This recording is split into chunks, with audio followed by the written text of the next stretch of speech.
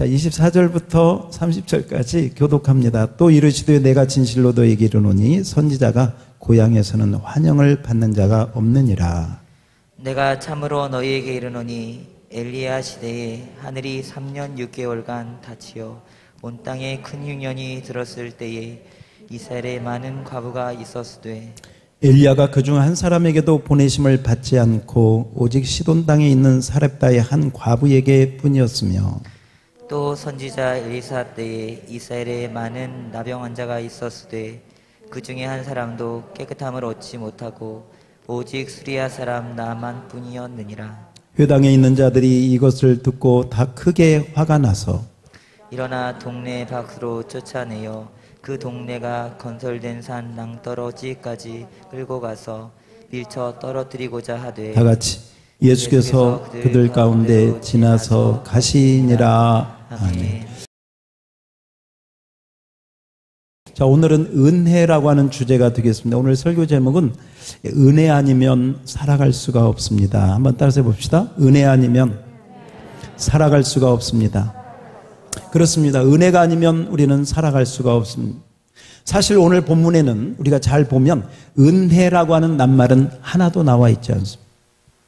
구약의 어떤 사건을 주님께서 자기 동네 사람들에게 구약의 사렙다 과부 이야기, 구약의 나병 환자였던 나만 이야기를 하고 있는 본문이 되어집니다. 은혜라고 하는 낱말은 하나도 나와 있지 않지만 저는 이 구절에서, 이 내용에서 은혜라고 하는 보화를 캐내게 되었습니다. 왜 그런가? 오늘 예수님께서는 은혜를 받지 못하는, 은혜를 하나님이 가장 큰 은혜를 주셨는데 그 은혜를 받지 못하는 자기 고향 사람들에게 구약의 어떤 한 이야기를 해주고 있습니다. 그것이 엘리야 시대에 가뭄이 3년 6개월 동안 들었을 때에 이스라엘에도 많은 홀로 된 여자들이 있었으나 하나님께서는 엘리야를 이스라엘 땅이 아닌 저 멀리 사렙다, 시돈에 있는 사렙다의 한 여인에게 보내셨다. 왜 그랬지? 아니, 이스라엘에도 수많은 어려운 홀로 된 여자분들이 있었는데 거기로 안 보내고 저 이방 시돈 땅의 한 홀로 된 여인에게 보내셨다. 여러분, 그 사렙다 이야기, 자, 여기 보시고 여러분 떠올리고, 그 여인은 이방 여자였습니다. 이방인이었습니다. 여자였습니다. 그것도 홀로 된, 자식을 키우고 있는 홀로 된 여인이었습니다. 생활이 얼마나 힘들었겠습니까? 가뭄이 되니까 먹을 것이 없습니다. 우리가 그 내용의 그 내용을 읽어보면 열왕기상 17장 그 이하에 보면 이 여인이 먹을 것이 없어서 마지막 가루 하나 가지고 한 끼 먹고 자식하고 함께 죽으려고 마지막 식사 준비를 하고 있는 그때 하나님께서는 엘리야를 그 사렙다 여인에게 보내셨습니다. 그 내용적인 이야기는 자세히 하지 않겠습니다. 결국은 하나님이 보낸 이 엘리야를 통해서 이 여인의 집에는 통에 가루가 끊어지지 아니하고 병에 기름이 끊어지지 아니하는 놀라운 은혜를 받은 줄 믿습니다. 이 말씀을 들은 이스라엘 백성에게는 이것이 너무 큰 충격이었습니다. 왜냐? 그들은 이방인은 절대로 하나님의 자녀가 될 수 없다. 이방인은 절대로 은혜를 받을 수 없다라는 생각을 가지고 있습니다.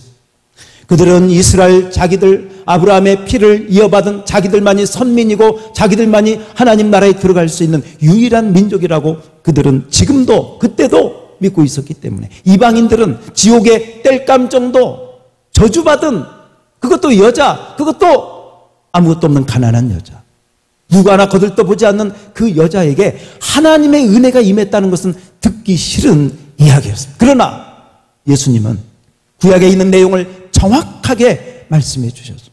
그들도 거부할 수 없는 구약에 있는 그 사례를 들어서 은혜를 받지 못하는 이스라엘 백성들에게 은혜가 무엇인가? 은혜는 받을 자격이 아무것도 없는데, 받을 자격이 티끌만큼도 없는데 바로 그 받을 자격이 없는 자에게 생명과도 같은, 태산과도 같은 그 호의를 베풀어 주시는 것이 은혜다. 이것이, 따라합시다. 이것이 하나님의 은혜다.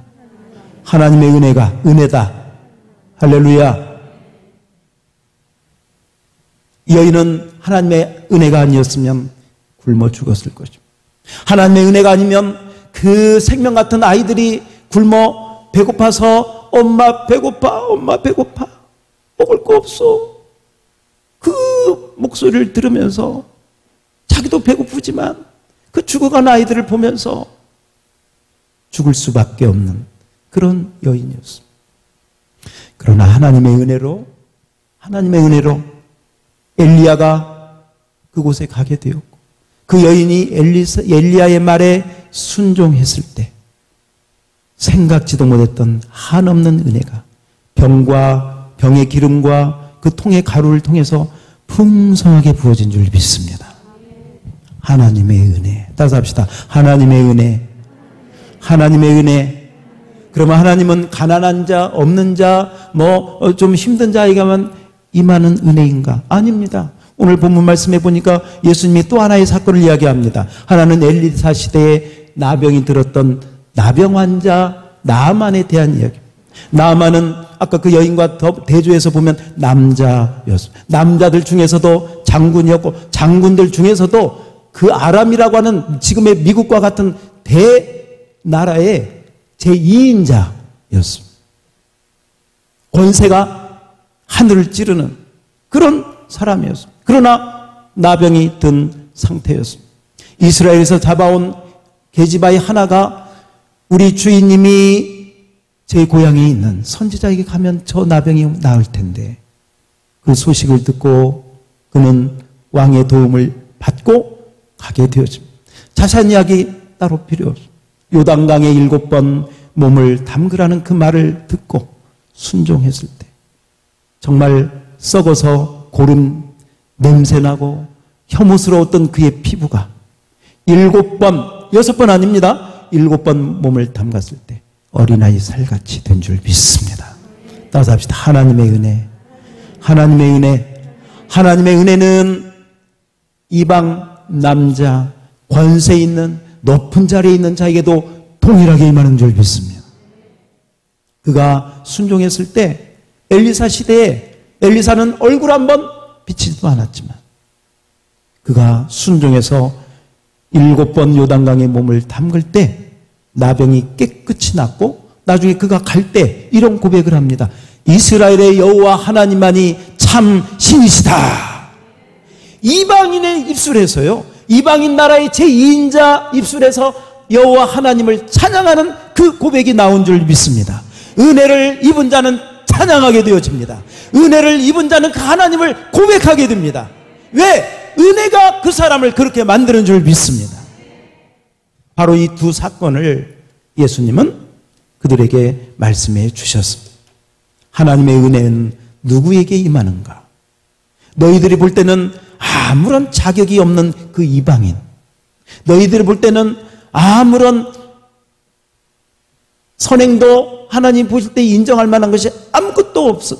바로 그들에게 하나님의 은혜는 임한다고 말씀해 주고 있는 것이죠. 여러분, 오늘 이런 말씀을 들을 때 우리는 겸손한 마음을 가져야, 겸손한 마음의 태도를 가져야 될 줄로 믿습니다. 겸손하기가 얼마나 어려운지 오늘 이 은혜에 대한 말씀을 하는데도 이 고향 사람들은 이 은혜의 말씀을 거부했습니다. 오늘 저는 부족하지만 예수님이 말씀하신 이 은혜의 말씀을 여러분에게 지금 선포하고 있습니다. 이 은혜의 말씀이 여러분에게 정말 은혜로 흘러가기를 축원합니다. 은혜로 임하기를 축원합니다. 그 사렙다 과부에게 임했던 그 은혜, 나아만 그 그 나병 환자에게 임했던 그 은혜가 오늘 이 시간 우리들에게 임하기를 축원합니다. 축원합니다. 정말 임하. 그래야 우리가 은혜 없이는 살아갈 수가 없는 거죠. 그럼 우리는 어떤 은혜를 받았나? 어떤 은혜를 우리 하나님은 우리에게 주셨는가? 먼저 생각해 볼 수 있는 것은 빼놓을 수 없는 것이 뭐냐면 구원의 은혜다. 따라서 해봅시다. 구원의 은혜. 구원의 은혜. 성경에 보니까 하나님이 우리를 구원하실 때 네가 얼마나 착한가 보자. 네가 얼마나 착한 일을 많이 했나 보자. 네 양심이 얼마나 깨끗한가 보자. 그러지 않았습니다. 우리가 태어나기도 전에 어떤 행위를 하기 전에 이미 하나님께서는 저와 여러분을 창세전에 예정하시고 택정하신 줄 믿습니다. 그래서 에베소서 2장 8절 9절에 보면 이런 말씀이 있습니다. 다 같이 한번 읽어보면 시작. 너희는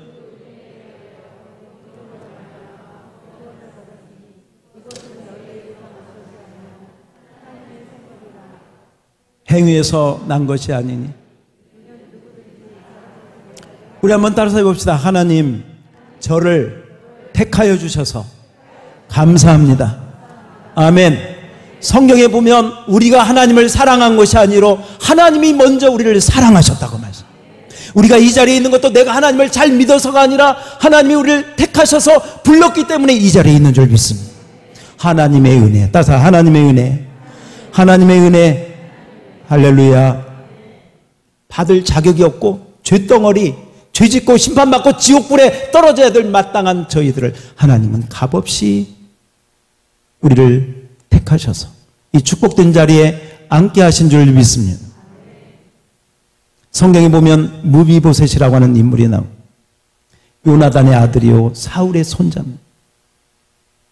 이 무비보셋은 도망가다가 떨어져서 다리 한쪽을 절른 발이 그러한 사람이었습니다. 다윗이 볼 때는 자기를 오랫동안 괴롭혔던 사울의 손자, 그것도 왕의 그 맥을 잃고 있는 요나단은 죽었기 때문에 이 무비보셋인데 아마 일반 다른 왕들 같으면 이 왕족의 씨를 말리려고 죽여버렸을 것입니다.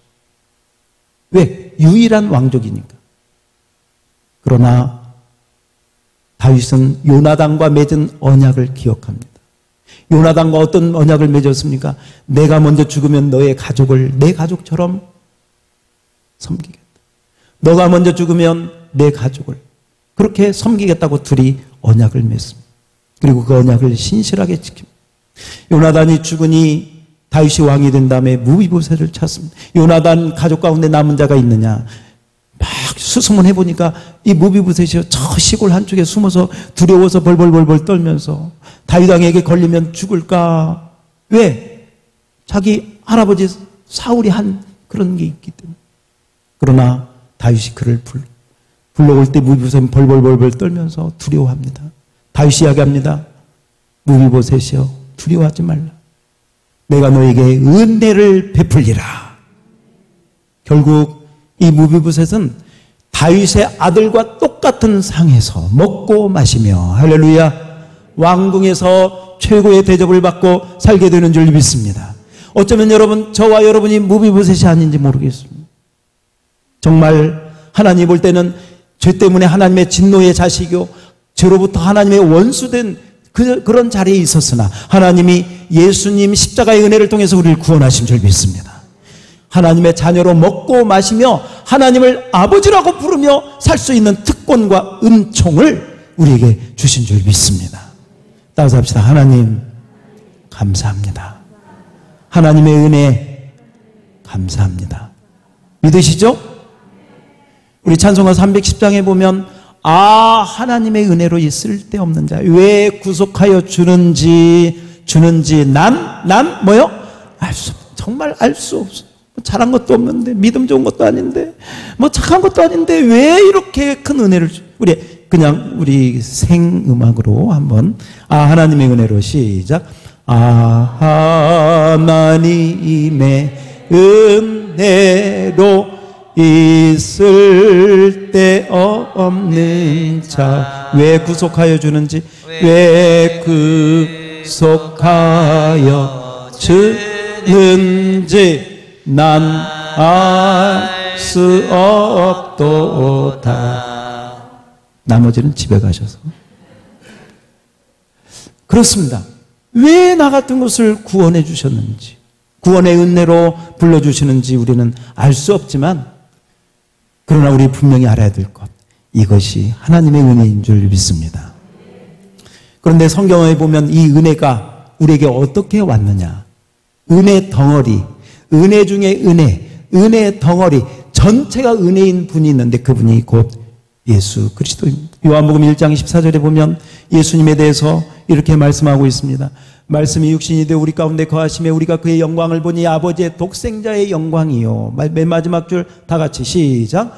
은혜와 진리가 충만하더라. 아멘. 아멘. 은혜의 주인공이 예수님인 줄 믿습니다. 은혜 덩어리가 우리 주님인 줄 믿습니다. 은혜와 진리가 뭐하더라? 충만하더라. 넘쳐 흐르는 줄 믿습니다. 그래서 예수님만 가까이 가면 다 은혜를 안 받고는 못 베기는 줄 믿습니다. 왜냐하면 예수님이 은혜가 충만하니까. 그래서 마음만 열고 주님의 이름을 부르면, 누구든지 마음만 열고 주님의 손을 잡으면 은혜가 정말 태산같이 임하게 될 줄로 믿습니다.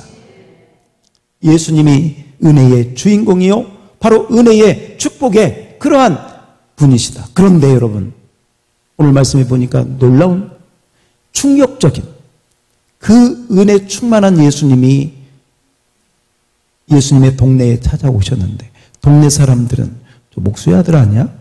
저 요셉의 아들 아니야? 무슨 자기가 하나님의 아들? 여러분 아까 읽으면서 어떻게 좀 캐치했는지 모르지만 동네 밖으로 쫓아내가지고 산 낭떠러지로 끌고 가서요, 예수님을 죽이려고 했어요. 이렇게 큰 은혜를 우리 주님이 가지고 오셨는데도 그 은혜의 주인공을 못 알아보니까, 그 은혜를 거부하다 못해 그 은혜 주려고 오신 예수님을 낭떠러지에 떨어져서 죽이려고 하는 미련한 그러한 행동한 사람들을 보게 돼요. 여러분, 부족하지만 우리 양무리교회 하나님이 지금 은혜의 폭포수를 흘려보내고 있는 줄 믿습니다. 이 은혜의 물을, 은혜의 생수를 여러분이 다 먹고 마실 수 있기를 주의 이름으로 축원합니다. 축원합니다. 구경하거나 따로 떨어져 있으면 안 돼요. 이 은혜의 물결에 함께, 따라서 합시다. 함께, 은혜의 물결에 함께. 아멘. 그렇습니다. 이 은혜의 물결에 함께 은혜를 받으며 나가야 합니다. 미국에 한 3학년짜리 미국 그 여자 대학생이 있었답니다. 대학교 3학년 때 우연히 친구들과 이 마리화나 마약을 손대기 시작했습니다. 처음에는 취미로 호기심에 하다가 점점 심해졌습니다. 나중에 인턴 의대를 가서 의사가 되었음에도 불구하고 이 마약을 끊지를 못했습니다.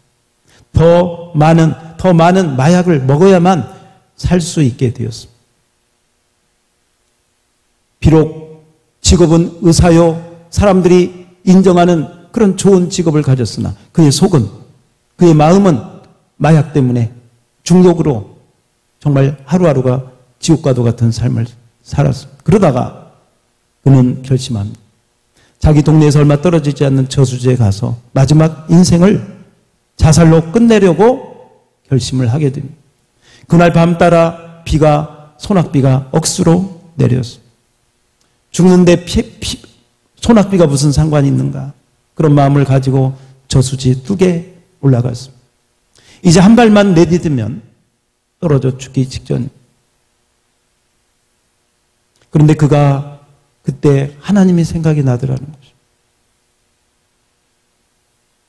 그러면서 어쩌면 삼손이 마지막 기도한 것처럼 하늘을 향해서 손을 들고 그 비가 오는데, 하나님, 나를 불쌍히 여겨주세요.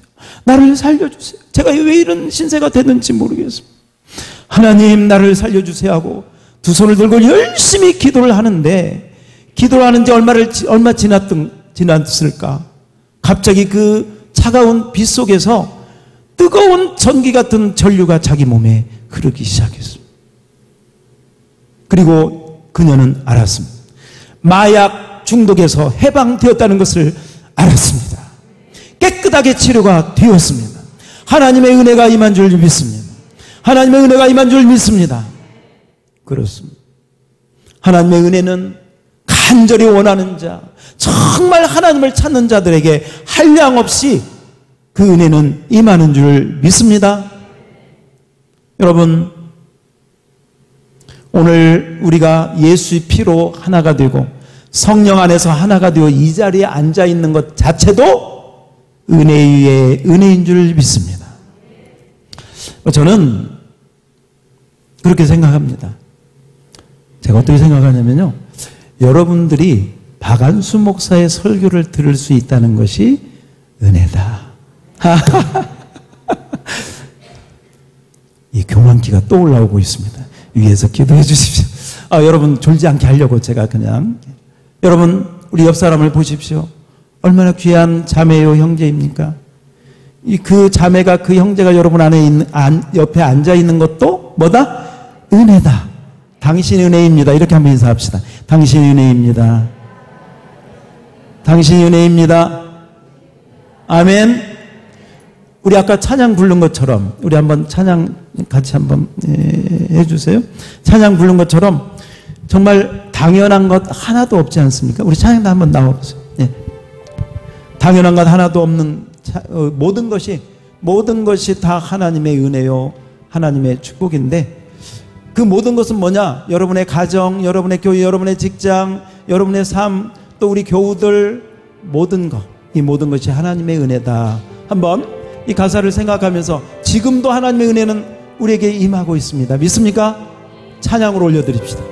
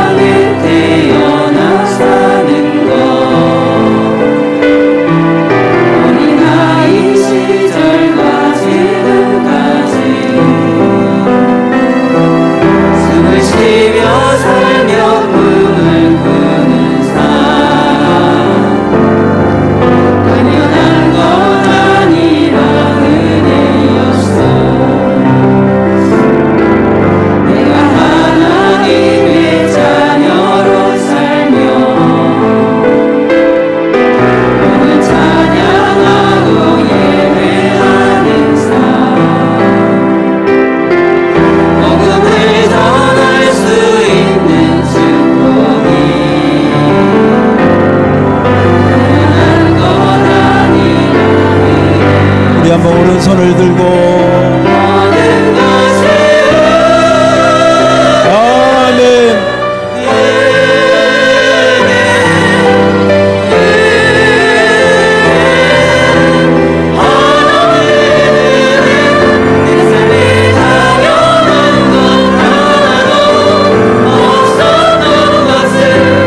모든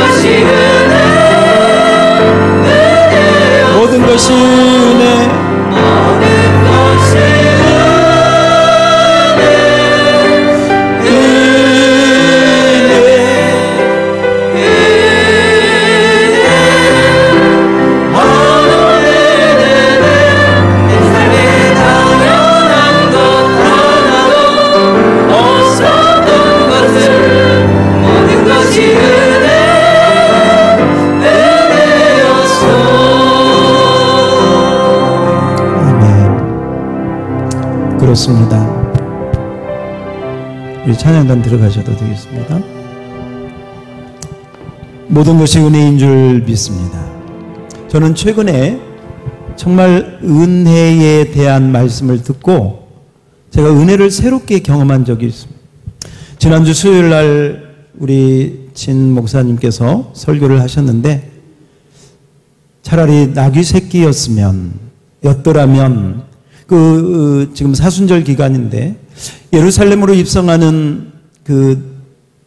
때 예수님께서 주께서 쓰시겠다 하면 저 나귀 주인이 나귀를 줄 것이니 가지고 데리고 와라 하는 그 본문의 말씀. 그때 나귀 새끼를 주께서 쓰시겠다 해서 데리고 오게 됩니다. 그리고 그 나귀 새끼를 타고 주님께서 십자가를 지기 위해서 예루살렘에 입성하게 되어집니다. 사람이 아닌 나귀, 그것도 새끼, 나귀 새끼. 그 값으로 치면 얼마나 되겠습니까?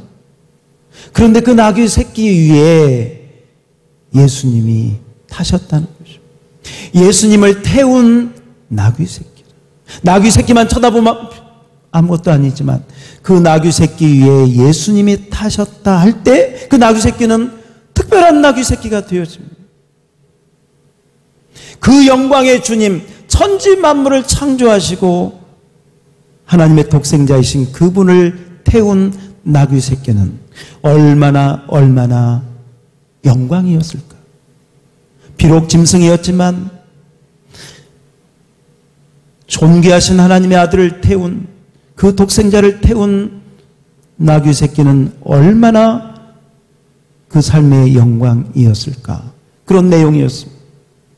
근데 우리 진 목사님께서 설교 중에 한 걸음 더 나아가서 이렇게 자신의 묵상을, 또 자신의 고백을 하는 것을 보고 듣고 저는 더 큰 은혜를 받았습니다. 진 목사님 말씀하시기를 나귀 새끼가 아니라 그 예수님을 태운 나귀 새끼가 밟고 가는 누구 하나 거들떠보지 않는 그 흙이나 먼지 같은 바로 그것이 내 자신이라 할지라도 나는 영광이고 그것이 최고의 축복이라고 생각합니다. 얼마나 은혜가 되었는지. 나귀 새끼만 또 못한 인생들이 많은데 그 나귀 새끼, 예수님을 태운 나귀 새끼가 아니라 그 예수님을 태운 나귀 새끼가 밟고 가는 그 먼지 같은 흙만 되어도 감사하겠다, 영광이겠다고 하는 말씀은 저에게 너무 큰 은혜가 되었습니다. 그렇습니다. 여러분, 주님의 은혜를 받은 자들은 그 은혜가 얼마나 귀한 줄을 알게 됩니다. 그 은혜를 평생 잊을 수가 없기 때문에 그 은혜가 목마르면 살 수가 없습니다. 그 은혜가 꺼져가면 견딜 수가 없습니다. 아무리 세상적으로 잘 나가고 돈을 벌고 지위가 높아지고 아들들이 잘 된다 할지라도 은혜가 메마르면 견딜 수가 없는 것이죠. 그래서 따라서 합시다. 은혜 없이는 살아갈 수가 없습니다. 살아갈 수가 없습니다. 믿습니까? 여러분, 그럼 우리는 어떻게 이 은혜를 더 많이 받으며 더 충만하게 받으며 살아갈 수 있을까요? 받은 은혜를 감사할 수 있기를 바랍니다. 따라서 합시다. 감사하라. 감사하라. 여러분 입에서 감사가 끊이지 않기를 축원합니다. 어려운 일이 있어도 감사하시기를 바랍니다. 잘 될 것을 믿고 미리 감사하시기를 바랍니다. 감사하라. 받은 은혜를 감사하라. 그리고 여러분이 은혜를 받을 때 또 어떻게 해야 됩니까? 하나님을 받은 은혜로 찬양하십시오. 은혜, 은혜, 은혜. 찬양할 때 여러분이 받은 은혜가 2배, 3배가 될 줄로 믿습니다. 또 받은 은혜를 어떻게 해야 됩니까? 나누어야 합니다. 셀에서 나누고 우리 교회 식구들하고 나누고 또 때로는 믿지 않는 여러분의 전도 대상자들 또 친척들 가족들에게 여러분이 받은 은혜를 나눌 때 그 나누는 은혜의 말씀을 통해서 하나님은 20배, 30배, 60배의 결실을 거두게 될 줄로 믿습니다. 은혜를 더 받으려면, 따라서 합시다. 은혜를 더 받으려면 감사하라, 찬양하라, 나누어라, 할렐루야. 그 은혜가 여러분에게 넘치기를 주의 이름으로 축원합니다.